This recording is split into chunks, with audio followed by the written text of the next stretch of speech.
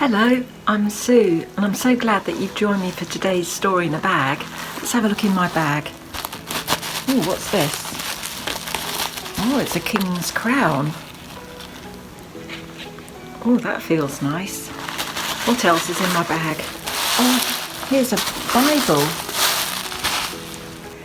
In the Bible, we read about lots of stories about different kings. Some were good kings, like King David, and others were bad kings, like a king called Ahab. What do you think would make a king happy? Would it be having lots of money, or having a big crown like this one, or eating the yummiest of food, or having a big castle to live in? What would make a king sad?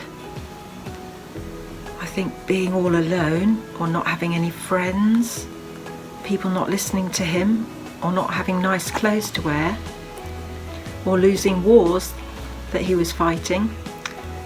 But King Jesus, he was different to all the other kings that we read about in the Bible, and he's also different from the kings and queens that we have today all over the world. Jesus didn't live in a big fancy castle. His home was wherever people would invite him in. Jesus took his disciple friends with him wherever he went, so that he could walk and talk with everyday people just like you and me. Let's see what else is in our story bag for today. Oh, there's a big piece of bubble wrap. Let's put it on, it's like a cloak. King Jesus wants us to love one another, and when we hurt someone or we say something unkind, then we hurt our King, we hurt Jesus. I'm going to retell our story today, and each time I say something sad or hurtful, to see what happens to my robe. Well, Jesus said about a man going on a journey, and suddenly some robbers came out and beat him up, didn't they? So what happened? Oh, more bubbles of my kingly robe popped, and they stripped him of his clothes, and they left him as if he was dead on the side of the road. The poor man needed help, didn't he? He needed help quickly. Well, a religious man came down the road, but he didn't stop. He went over on the other side of the road. That was hurtful, wasn't it? That wasn't the right thing to do. And then a Levite came by. He was someone who was part of God's family. He came by and he went over on the other side of the road. He didn't help the man.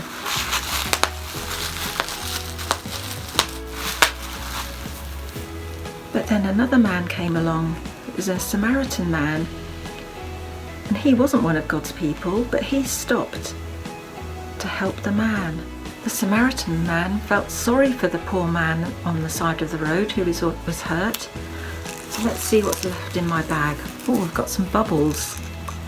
Instead of hurting the man and popping bubbles, we can blow some bubbles, because that Samaritan man helped the man. He put ointment on his wounds. He lifted him up and put him on his donkey to take him to the town. And then he took him to a place where he could stay, and asked the man there to look after him, and gave him money to look after the man until he got better again. King Jesus then told the people that he was telling the story to them to go and do what the man did.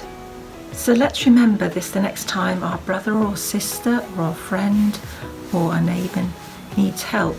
By helping them, we can be helpers for Jesus and show others that God loves them. Have a great week. Bye.